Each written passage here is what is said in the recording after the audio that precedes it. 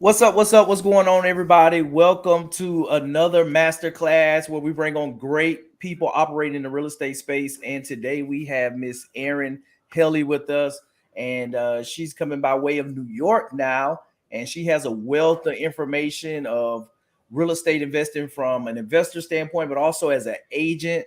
And she's somewhat of a superstar for his Bigger Pockets episode as well under your belt. Yep. Yeah, I Awesome. did that a long time ago. I'd love to get back on that show now that I kind of have a clue. Awesome, awesome. So kind of share with the audience a little bit of information about yourself, and kind of I always tell people to kind of share a little bit of information that they can't find in the bio online. Yeah. Yeah. So I was in the military for 8 years on active duty before getting started in real estate and always was kind of intrigued by real estate. I think what I was initially drawn to was flipping. I've been around like construction project sites my whole life, and I always loved the job site and working with your hands and seeing productivity happen. And so I think that's what initially kind of drew me in. But I did my first flip when I was literally 8 months pregnant with my second kid. So I had a 2-year-old and I was 8 months pregnant. Ended up doing a lot of the work myself because, Wow. again, I had no idea what I was doing. I didn't have enough money to hire it out. Even the stuff that I wanted to hire out, I didn't realize like how long it was going to take just for the contractors to get to the house and get started. And so it was a huge learning experience, but I ended up having to do a lot of the work myself. Me and my dad like flipped that entire house. And I realized like that model wasn't scalable and wasn't what I wanted, having a toddler and a newborn baby at home shortly after that. So I started to sort of like figure out what else there was, and I figured out how to self-direct my IRA, Okay. and invested in a duplex in a market that I'd never even heard of, which is now one of my main markets. So my original market was Clarksville, Tennessee. That's where I was living at the time. And I had like 70,000 in an IRA and was kind of having a hard time with non-recourse lenders. I Mm, think at the time, again, like not really knowing where to look or how to find them, I kept finding lenders that were like, oh, yeah, we can do that.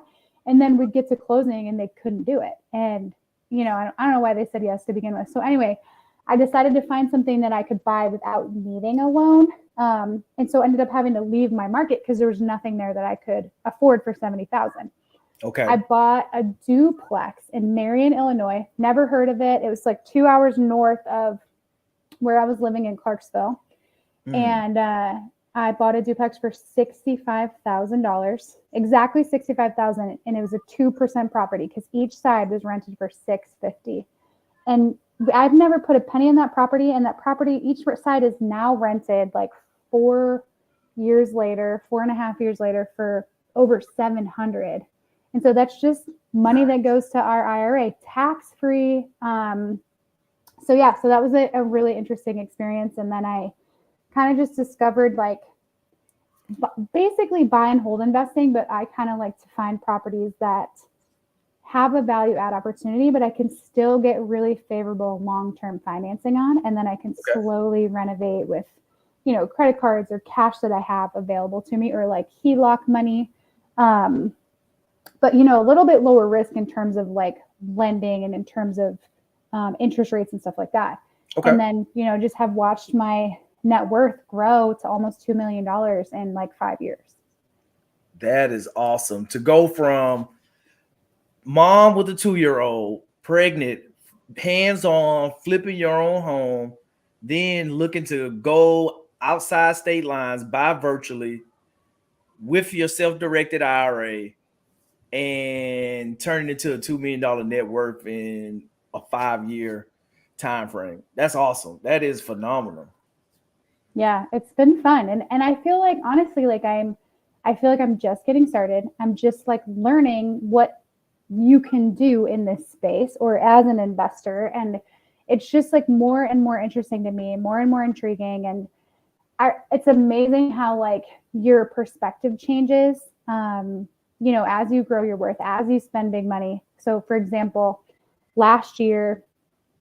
beginning of last year, so like a year and a half ago, I invested in a company that did trucking. So I gave this company 50 grand. They bought me a truck. They were supposed to get the truck on the road and do operations. They never did. They never got the truck on the road. I do own the truck, but they just declared bankruptcy last week. So hopefully I can recoup the money for the truck. I don't even know what state or condition the truck is in. I do know they bought it like not in great shape. Who knows whether or not they, got it. I don't even know if it can drive. But so my point is, that $50,000, I may never see again, or a good portion of it I probably will never see again. And instead of being like devastated or so upset, or like, a couple years ago, I probably wouldn't be able to get out of bed, like having lost that kind of money. But I'm like, well, you live and you learn. I will not be spending that kind of money on someone else's business model ever again. I have now learned, like, I'm going to trust myself with my money. I'm the one who's going to make my money continue to grow. But honestly, like, it doesn't hurt, because I'm like, yeah, $50,000 is a lot of money, but and it's like, you have to go through that step to really learn those lessons, and you can just grow so much more than that if you don't dwell on that and you don't focus on those losses. You learn from them, you pick yourself up, you move on, and you just keep seeing your net worth grow. And I'm to the point now where, like, I just, you just know some deals you're going to lose, some properties you're going to lose money on, some investments you're going to lose money on. There's risk, but in the long run, you continue to do, most things right, and your net worth will grow, and you'll get through it. Yeah, no, and I think that's one of the big things that a lot of people, they think that it's a get quick rich scheme, or a way that you can go in and just become a millionaire overnight and not do any work, not make any sacrifices, not take action, not take risk, calculated risk, but risk nonetheless, to get there. So tell us a little bit about that transformation, to kind of go from um, the mom, the wife that's taking the risk to do that first flip, to where you are today. What do you think kind of was that driving catalyst to make that transformation? Yeah, I don't know. It didn't happen overnight. It certainly was something that kind of happened slowly. And the first couple of years were a struggle, right? Like, I feel like every deal was a challenge. Every closing was a nightmare, and every renovation was like something crazy with a contractor, and even like dealing with lenders and trying to get draw money. And it was just like a grind. And then I had this really, really big flip, and I finished the renovation right before COVID hit. It's a $700,000 home, and a nightmare of a renovation, way over budget, 2 extra months. And I lost my first buyer because the contractor didn't do a great job. And I didn't necessarily know that because I wasn't there. I was out of state. And he would send pictures and it looked great. But the buyer's inspector went in and was like, when you open the kitchen, like under the sink cabinets, all the plumbing is just sitting on the floor. And they didn't like install the cabinets. They didn't cut out the utilities. They literally just like set the cabinets down in the kitchen, and they were like, we're done. So I found that out like after I thought the renovation was done, after I lost that buyer, put another 20K into it, put it on the market, and like, no joke, 2 days later, COVID hit. And super high end property in a really affluent neighborhood of Nashville. And I had nothing left. I had no money left. I was like literally nothing in the bank account. And I was just freaking out. And I've never been so stressed ever. I thought I was going to lose everything that I'd done to that point, which was probably about like 20 or 25 doors. And it was terrible. It was terrifying. And I had recently like started my coaching business. Okay. And I just had this like crisis of identity and of like confidence, because here I am having massively failed, like screwed up so bad. And I'm supposed to be coaching people, and I'm supposed to be helping people to not do this stuff. And I just felt like a fraud and an imposter. And it was just a rough place to be. And I ended up finally selling that property for way less than I should have. Had I known what COVID was going to do, I, had a crystal ball, I would have held on to it. But of course I didn't know. Took the next offer, sold it for way less than I should have.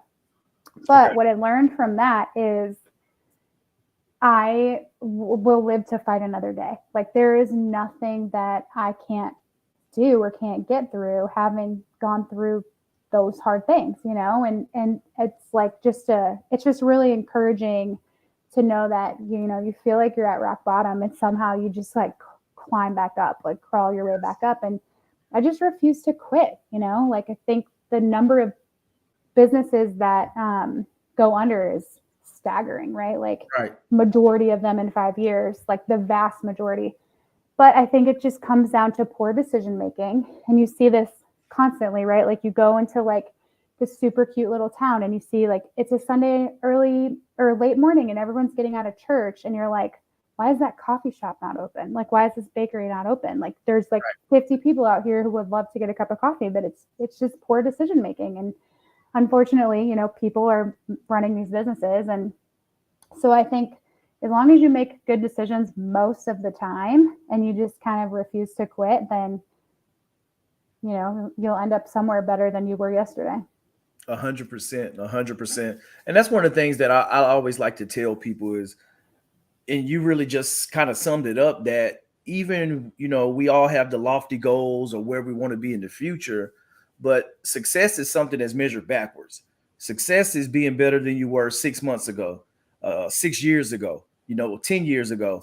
And I think you really just defined that on just the growth that you have gone through the last, you know, 5 plus years, and just being successful in your own right route, in your own right, being there and where you are now and the level of success that you've been able to achieve, and being able to move forward with that, and knowing that, hey, whatever you set your path on, that you have a really, really good resume and you've been through a heck of a lot already. So whatever life throws at you, you know, you're going to figure it out. And I think a Yep. lot of people they don't realize, you know, they don't give themselves their pat on the back, the kudos, to understand that you've been through enough, whether it's real estate related or not. Life is going to throw shots at you regardless of whether you're investing in real estate, whether you're investing in yourself or not. That you know, that we've all, you know, earned the right to be here today. That we've all been through something, and now it's like, Yeah. okay, how can we leverage our experiences to go to the next level, to do what Yeah. it is that we want to do? Yeah. I love that you mentioned that because I think one of the things that I do is I track everything. I keep track of my net worth every single Mhm. month. Okay. And I tell people all the time, like, even if you don't feel like you're making progress, even if this month all you did was pay $50 down on your credit card debt and you own your house and you paid your mortgage, like watch your net worth go up. Like you just increased your net worth by 850 bucks, maybe $2,000 just by doing those things. And once you start to see that and you know, start to see that progress and you're like, oh, wow, look what I can do when I just do the bare minimum. Now let me just do it a little bit more. And it becomes addicting. Like you see these numbers, you see this progress and you want to make it just keep happening. And that's how this everything scales. And it's so much easier to be disciplined when you're seeing these results and you're seeing, you know, what is changing. But if you're not keeping track of it, especially in the beginning, it can be really, really hard because the results are slow and they're minimal in the beginning, and you don't feel different necessarily. So I think it's important that you keep track of what, you know, whatever it is, whether you're growing your net worth, your real wealth, or you're, you know, pursuing a skiing career. Like it's just super important to keep track of your progress and that whatever you're tracking needs to be completely in alignment with your goals, like with your end state, because it's so easy to get really derailed by like what your mom thinks is important or your boss or your spouse or whatever, or society as a whole, right? And like you end up thinking you're being productive and you're like crossing things off the list. And at the end of the day or the end of the month or the end of the year, you're like, I'm no closer to what I was actually working toward because you weren't actually working toward it. Mm, I love that. That kind of sounds like my analogy I like to use. It's like you're climbing up the ladder, but you got your ladder up against the wrong house. Yeah, It's like, exactly. And it's oops. so common. And it's especially for women, I feel like, you know, I can only speak from a woman's perspective. I'm sure men feel this too. But I've always felt like for my entire life, I've gone against the grain of what a typical woman is supposed to do, from investor, from serving in the military to, um, you know, not staying home with my kids or doing whatever, like most of the things, and being in real estate, a male dominated industry, like, and there's times when I feel really guilty because I'm not doing things the way that whoever decided they should be. And so once I do some like reflection on that, I realize like it doesn't have anything to do with me. It doesn't have anything to do with what I want out of my life or what I want for my daughters. And so it can be like really tough to figure out like what is holding you back if you're not like really focusing your energy on figuring out what those things are. So how do you balance that? With, of course, being a real estate investor, being married and having a spouse, but then having kids as well too. It comes down a lot to time management. What have you found is kind of how do you manage all of that? Because a lot of people, they struggle with just working one job and coming home and taking care of the kids, and that alone, they can't even fathom, having real estate investments and being active on that side of it. How do you Yeah. do it all? I mean, I don't know that I do. I think that it's important that, first of all, we define what it all is, right? Like we always say we want it all. But realistically, most people don't want it all. They want a very specific thing or a Mhm. couple things. And so what I've kind of learned is I want my daughters to see a strong woman in their life. I want them to see me build something that matters, something that I can tangibly hand down to them, but something that they can see me be proud of and see me build, and can teach them how to take pride in something and be disciplined and committed to something. And it's really important to me. And so my kids are almost 5 and 7, and I pay them. They're on my payroll. They work 10 hours a week, or I mean, I'm sorry, 10 hours a month. Okay.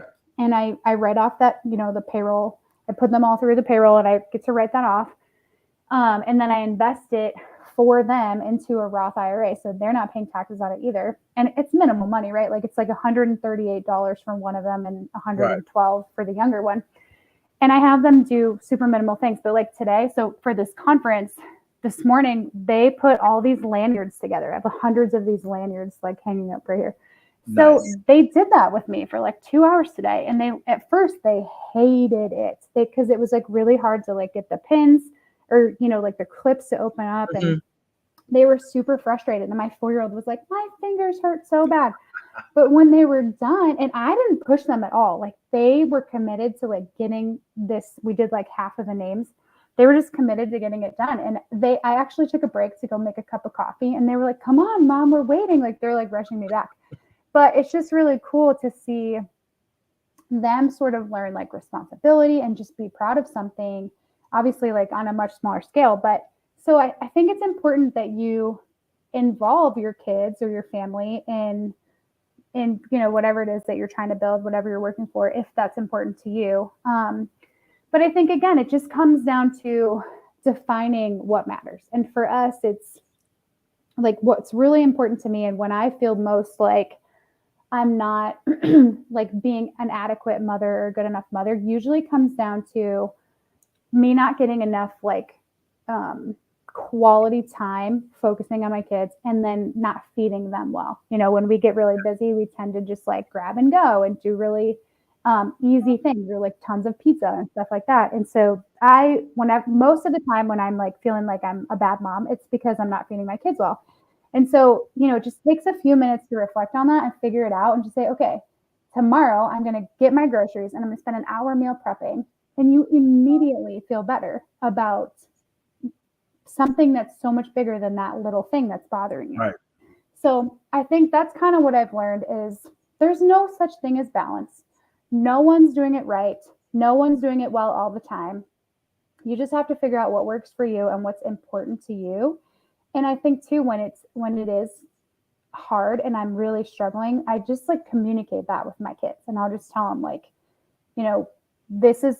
I'm super stressed because of this, or this is what's going on with work, but it's worth it because this is what allows us to go on a Disney cruise to Alaska, or this is what's going to allow us to go to Disneyland for Christmas. And this is why I work so hard to do this.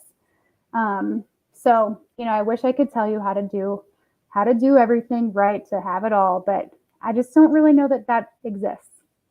Yep. No, I agree. I agree 100%. I get that question. I tell people it's like there's always work to be done. It's like at the end of the day, everything isn't always complete, and sometimes stuff just gets delayed. It's like, okay, I'll get to it tomorrow, and it's like, Yeah. okay, I definitely got to get this and this done, but everything else is bonus because sometimes you come home and it's like, sometimes you sit down, next thing you know, you fall asleep on the couch and 3 hours have passed. I'm like, why you didn't wake me up? They're like, clearly you needed You rest. needed it. You fell Yeah, asleep at 6:30. And so that's the thing. You gotta find that balance because sometimes you come home and the kids need to see you and they tell you like, Dad, you go into the basement again. Like, okay, maybe I need to take this evening off and kind of recalibrate and kind of get back in phase with everything that's going on. So it's a balancing act, but that's what makes it totally. worthwhile. And Yep. and really focusing and understanding the impact on your kids and your children, and not lose sight because you may see this as well, but I deal with a lot of older sellers. The majority of people that we buy homes from, off market and on market, are older, and it's amazing like how disconnected their children are from like the wealth building process. Being able to carry on like the portfolio, the legacy that they built around real estate and the passive income. That it's amazing how much their families like disconnected and they're like don't want any part of it, and they're and next thing you know they're liquidating their assets and like, oh yep, they passed away, we don't care about this real estate stuff. And it's like, but that's how they built their wealth and everything. So that's an Yeah. interesting dynamic that I see, and I think it's going to play out more and more as more baby boomers become go up in age, and this opportunity. Yeah. I've seen that too. I did about 8 months of wholesaling, and I saw a lot of the motivated sellers were people who like inherited a property and they were just so disinterested. And it's sad like to see like, their parents owned it for so long and then their kid like lets it go to crap and then they sell it for nothing. But I think we are better positioned to um realize that like, so I think, let's say there's no social media, let's say there's no opportunity for us to sit here on the screen and have this conversation, like Mhm. there's not a lot of people out there who are buying real estate, like in the grand scheme of things, in the overall population there's not a lot of people investing. Most people are, living paycheck to paycheck, and some of them not even that, and like they're racking up credit card debt constantly, and that's the norm. That's what our society pushes. Like every commercial that you see is about putting something on a credit card and going out and living your life and having it your way. And like our society doesn't value um, making sacrifices or committing to Right. something or growing wealth, right? So I think because we have an opportunity to connect with people all over the country, all over the world that are doing the same thing as us, I know that that encourages me. And I like when I go on social media, for me, social media is all work. There's almost like no personal to it. And so all I see on social media is investing tips or motivation or encouragement or people out there that are doing stuff. And so for me, it's everywhere all the time. And it's like all that I want to talk about. But for everyone else, it's not like that. And so I think that those people that you're referring to, like they didn't necessarily have this tribe of people saying like we're doing this too and this is great, and it's just like That's hard for true. them to um I don't know, keep scaling and really just focus on teaching your kids, because we have this conversation all the time because of the systems that we have in these social media basically. So I think that's part of that. And also just a generational difference too. No, I agree. I agree. We have somebody that actually said that happened to them today. Henry, what's going on, Henry? And I think he made that comment about the just talking with the older homeowners as well too. That it's the reality. But I think like you said, being able to bring yourself around and network with like-minded people and being consumed. Because I tell people, if you want to, if you're committed, is one thing, but a lot of people are just interested. They're like, "Hey, I'm interested in real estate." I'm like, "What does that mean? You want to read a book, you're looking to Right. buy a house, or you looking to build passive income to get to a number, and you're committed to the journey and the process, because it's a difference. And you don't necessarily have to become obsessed, but you almost have to become obsessed because when you get hit in the face and you get adversity, like you talked about, that you're going to have to know and understand why you're doing and why you set off on this journey, because there's going to be a lot of things that's going to test your will and encourage you to stop and say, give up, that you can't do this and you don't belong here. And you're gonna have to have those come to Jesus moments, as I like to say. Yep. Like, hey, yep, nope, I earned the right to be here. Let's go. And Yep. Totally agree. so cool. So what's going on next? I know we got the big event coming up in Vegas, and let's talk about that. I Yeah. think it's a good time to talk about that. Yeah. So hosting this huge event. This is my fourth conference that I've hosted, and I hosted my first one probably, gosh, 3 years ago now. And it was a women's conference, and it was life changing. Not not just for the attendees, but for me.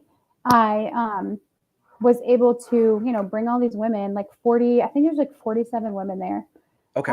for my first conference. And there's more like this out there now. There's like women's RENs and women's specific investing groups and stuff like that. There wasn't a lot of it a couple of years ago, but getting all these people in the same room was amazing. And realizing, like, when we had like some open forum Q&A and conversations, and someone would say, I'm really struggling with this, like, how do I get my spouse on board? And like everyone in the room's like, yeah, I got that question too. And it was just really cool to like bring everybody together and realize, like, we're all struggling with the same stuff.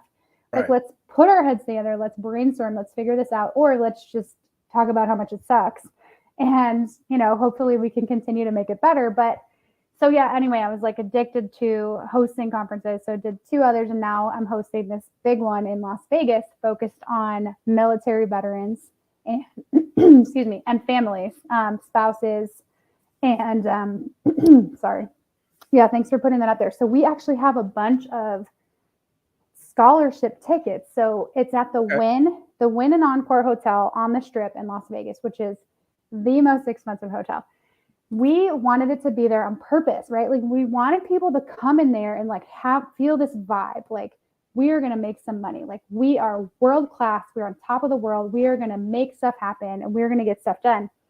So that's kind of how we wanted this to happen. And that's how it's going to happen. It's going to be amazing, but it's a little bit cost prohibitive for our network.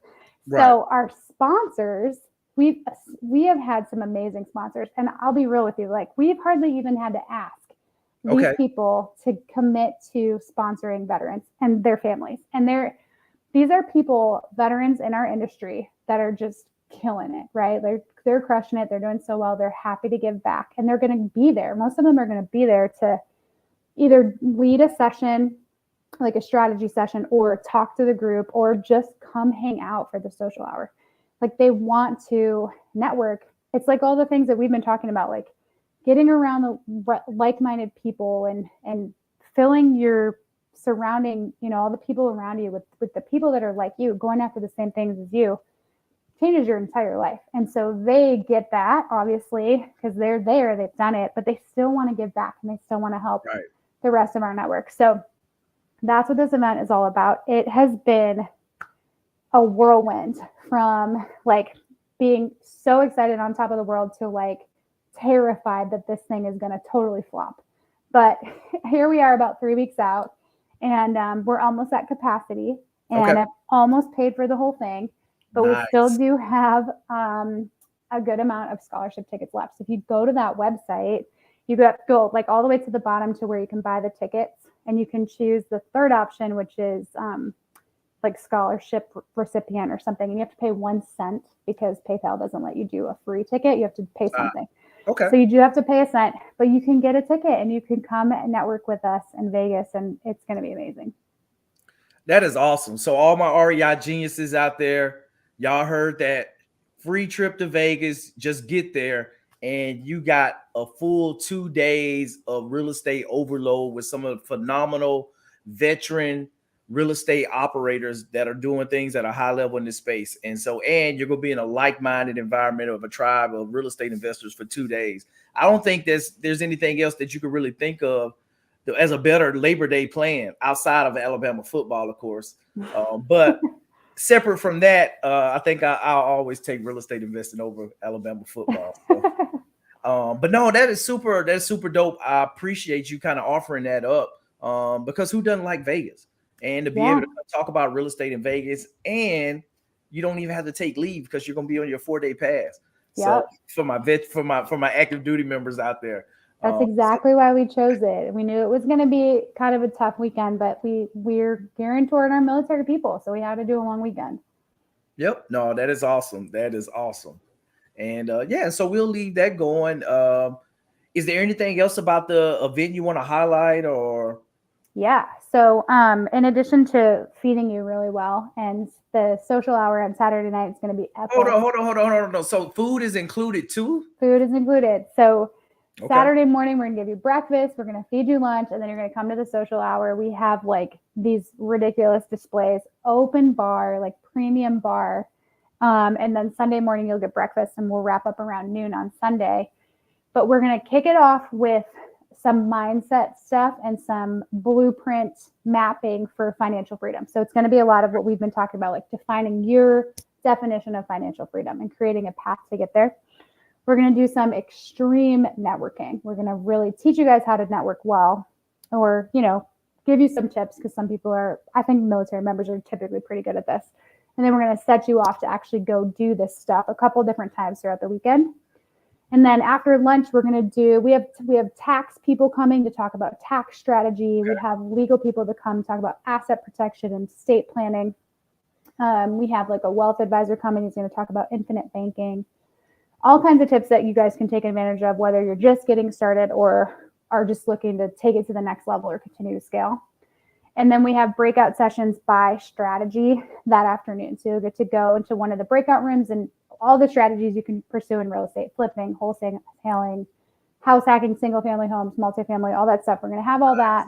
Even if you want to be a realtor, you can come hang out with me, teach you guys about how to be a realtor and how to really scale. Like, I don't actually help anybody buy or sell real estate. I have a team, and I help my team members build their business. And that's like what I'm going to teach you guys, is how to build a life-changing business that's largely passive, just because that's what I do. But anyway, so then you guys will get a little bit and then we're going to do the last session on Saturday is the future of real estate with Bruce Norris. If you don't know who Bruce Norris is, Google him. He's amazing.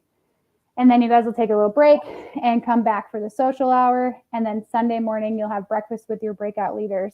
And we're going to do a panel on funding. So we've got a bunch of different experts who fund all the different things, from conventional loans to private money to seller financing, subject to HELOCs, all the stuff. It's going to be open forum Q&A, so come prepared with your questions. And then the last thing we're going to do is James Dixon is going to do a motivational closeout called The Man in the Arena. And I'm super excited for that. So nice. Yeah, and it'll be done in time to go catch a show and get a good meal on Sunday, somewhere else. Right. No, that sounds like a phenomenal event. We're working to finalize our plans, but I think we're gonna bring the whole family out for that weekend and make the trip out to Vegas. And yeah, we're excited. And then you're at the end in the encore. You can't beat that. And I think that's going to be a great. And I think that's the thing that a lot of times people don't realize. And I talk about my transformation or my pivot to multifamily. That it was a Jake and Gino conference in Orlando that kind of, I was in the room with other people that were just like me. Some started in single family, some didn't, but they were normal people just like me that were doing multi-million-dollar deals. And it just opened my mindset up. And I tell you guys that proximity is power, and being around and seeing normal everyday people just like yourself doing extraordinary things, that it changes you. It changes the way you approach deals and the way you approach your business. And it's just it's hard to describe the motivation that, at least for me, from a person like myself, to be in that environment. It's like, okay, this is the fuel that you need that's going to take you through the rest of 2023. You know, building great relationships. It was funny. I talked to one of the guys.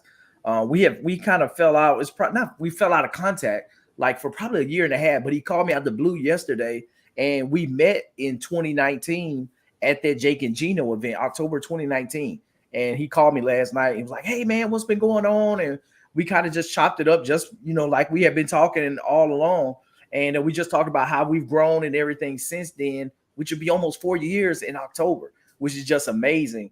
And but you make relationships at these conferences, and you never know your next partner on a deal. Somebody may have an opportunity, and because I'm a true believer that iron sharpens iron, and being in a room with other like-minded people, entrepreneurs, real estate investors, veterans, that is nothing but good stuff that's going to happen. So salute to Totally you agree. for putting on this conference. I already know that the stress level and the coordination, and it takes a lot of time and a lot of work and effort to put on a production like that. So salute to Yeah. for Thank you. that, and you and Yeah. your team. And I'm excited. I'm excited about it because these things here, that you never know whose life you're going to change. That one person that you're going to change their whole life, this trajectory for the next generation. That by you putting this event and having them in the room with these people, that it's truly life changing. And so then you never know who's that one person or individual. So Yep. Totally agree. And for those of you listening that have never been to a conference, like you can't, there's no way, like Johnny was saying, you can't even describe, that vibe or the feel in the room. And you owe it to yourself to go and to put yourself in that situation because there's nothing like it. yep, most definitely. Okay, we got a Facebook user there. They're saying they want to make that shift to multifamily. Okay, Nice. see you in Vegas. See you in Vegas. That I encourage you guys to come out, because so too many times we limit ourselves to our circle that we grew up in, or the environment that we're in right now. But in order to change your life and go to another level, to go somewhere in your life that you've never been before, you're gonna have to change your habits. You're gonna have to change the people that you're hanging around. You're gonna have to change the conversations, the books that you read, the time, how you spend your time. You have to change your schedule in order Yep. to get to that next level, to where you want to go. Because if you keep doing what's got you here today, then you're gonna keep getting the same results. And so that's why I encourage you guys, think outside the box, look for opportunities to network with like-minded veterans, like-minded entrepreneurs, real estate investors. This is the Financial Freedom Summit is a great opportunity to do that on a long weekend, to come out to Vegas and hang out with like-minded people, and get the information that could be life-changing. Because I tell people, education without execution is just entertainment, and you got to come here, and you got to come. And I always tell people, when you go to these events, come with at least one thing that you need. Like, I'm not leaving Las Vegas without this one thing. It could be a new connection on lending. It could be, hey, how do I underwrite deals, or how do I find somebody in my market to help me? But figure out what it is that you need to take away from that conference, and don't leave until you find it, or find Yep. that person. Because a lot of times, what I've learned with my investing journey, that it's not all the time how, but who it takes. And so a lot of times, just being able to network and find the right person can change your life. It really can. Absolutely. Yep. Awesome. I'll open up into to the chat. Anybody drop any questions? If they have any questions that we can answer, and we'll give a few minutes to the audience, and do it. Okay, we got one. It's Reginald. What's going on, Reginald? Reginald said, hopefully I can get off work, starting a new job tomorrow. All right, let's Nice. go. Congrats. Let's go. Yeah, and I know Mr. Bolton there. So he is a retired Navy vet, and firefighter as well too, Nice. in the Hampton One of Road. our mindset guy, Buddy Rushing, was a Marine. Okay, Yeah. He's awesome. awesome. Any questions for Aaron? So what's your outlook for the rest of 2023, Aaron, while we're waiting to see if we get any questions? I like to Yeah. ask people that one. Yeah, this has taken so much brain power and so much energy. I'm just ready to kind of take a break. I bet. And my kids, we moved at the beginning of the summer. My husband's still active duty, so we PCS. And then my kids have been off all summer. I've had a little bit of childcare, but they've mostly been home. So it's been crazy. So I keep saying, like, I told my life coach, and I've told a couple people, I'm going to take off for a while. And they're like, no, you're not. They're like, it's not going to last long. And they're probably right. I might have like a week of downtime before I'm like ready to hit it again. But yeah, I mean, I just want to get back to focusing on growing the portfolio. I'm in the middle of a 1031 right now, which has been exhausting. Just logistically, essentially. So Okay. You should want to close. tell them what a 1031 is? Because some Yeah. So this is my first time I've ever done a 1031 exchange. So typically when you sell real estate, if it's an investment property, strictly an investment property, you have to pay taxes on the capital gains. So if you live in the property and it's your primary residence, you're protected from a capital gains tax. But let's say you buy a house for $100,000 and you sell it a couple years later for $200,000. You have to pay taxes on that $100,000 gain, or that appreciation in value. And so our tax bracket's like 15%, so that would look like 15 grand. If you don't want to pay those taxes, there's like a loophole in the tax code. It's called a 1031 exchange. Your relinquished property has to be replaced with 1 to 3 properties that are higher value, that cost more money than what you sold your property for. Mm-hmm. And it says a like-kind exchange, but it's essentially any real estate transaction. So you could sell a 10-unit property for raw land, or sell raw land for a duplex or a single-family home. They just have to essentially be investments. You have the tricky part is you have to do this all within 6 months. So by the time that you close one, by the time you sell the first one, you have to close on the purchase property or properties within 6 months, which isn't that big of a deal, especially when you consider that you have to identify your properties within 45 days. So 45 days after closing the first one, you have to identify which property or properties you're going to purchase. And you can only purchase those properties. Once that 45-day mark passes, you can't add another property to it afterward. And so, in this time of fewer deals, identifying was a challenge. And the first one is rock solid, and then we spent the majority of the money. The next two are not great. One of them is a very unmotivated seller. He's just not cooperating. And the last one was kind of just like a backup. So we're at the point of now debating whether or not we want to just eat the cost, eat the taxes, or, if it's worth, it's basically a $17,000 tax burden if we don't spend this last $110,000. So it's just, having to figure out if it's worth it. And I'm just worried, I'm going to buy something that I really want to buy just to save 17 grand. Gotcha. So that's what we're trying to figure out. But yeah, it's the first time I've done it, and it's the deadlines are a lot of stress. Just puts a lot of stress on you. So. Okay. No, thanks for sharing that. Yeah.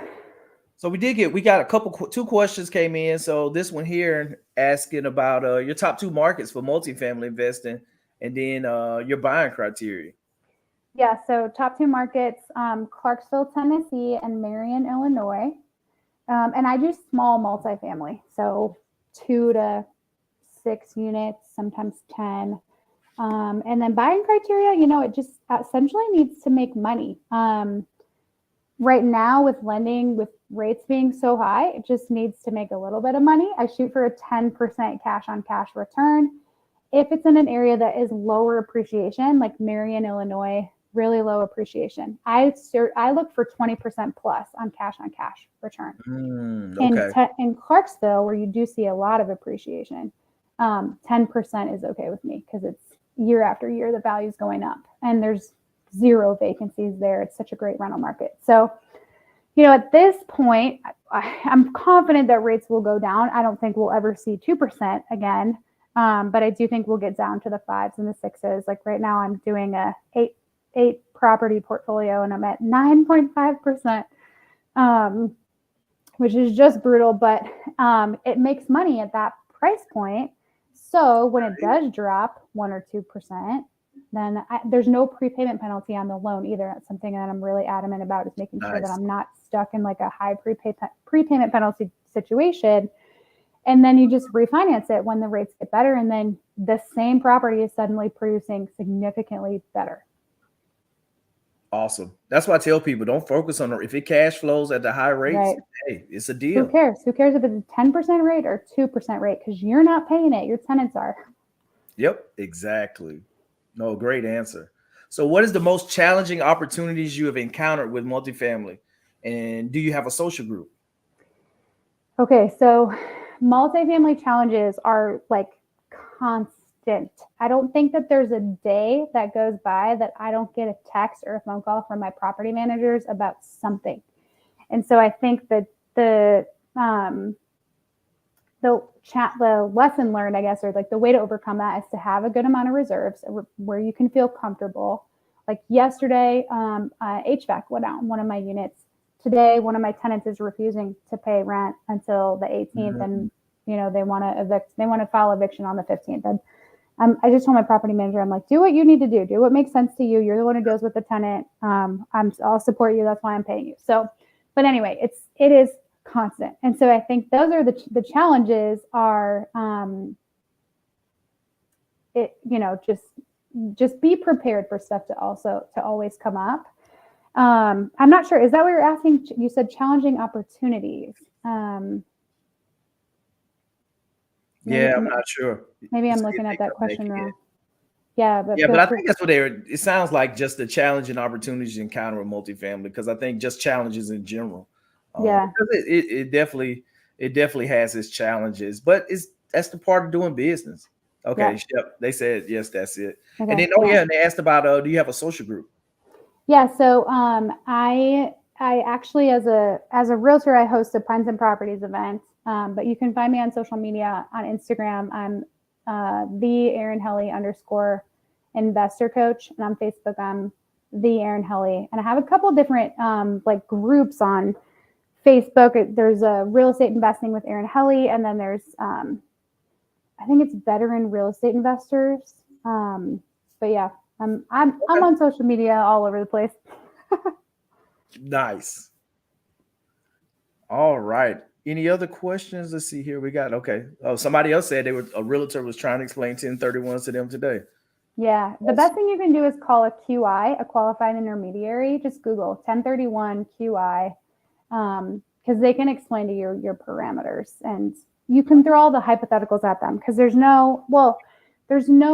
really are no hypotheticals, right? Like it's very specific to your situation on the property that you're selling and the properties that you're buying. So just make sure you know exactly what your left and right limits are and the parameters are. Awesome. No, that's great feedback. Well, Erin, I don't have any other questions. I want to first just say, on behalf of all my real estate investing geniuses, thank you for coming out and sharing with us tonight. And because I think you really gave a great perspective. And like you said, there aren't a whole lot of women investors out here. And so, and just to see how you're operating at a high level, and you're still, your present wife and mother, is super cool to see. And and I'm excited about Vegas and the Financial Freedom Summit, and and just everything that's coming along with that. So with that, thank you for coming through tonight and sharing with us. And I think you shared your social media, so definitely give Erin a follow on Facebook and LinkedIn.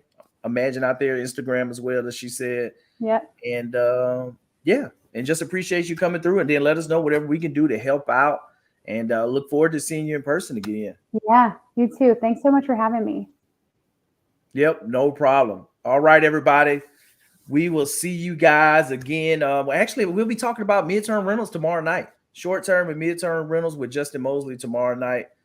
Same bat time, same bat channel. So y'all have a blessed night. And we got some great jobs, Erin, and great topics. And thank you. And we got one. Oh, really, Ian? We got one last question. What range did you find as low or high appreciation for a rental property? Let's get that one last question. Yeah. So I would say, kind of like a good average is 3%. So low would be anything below that, and high could be upwards of 10%.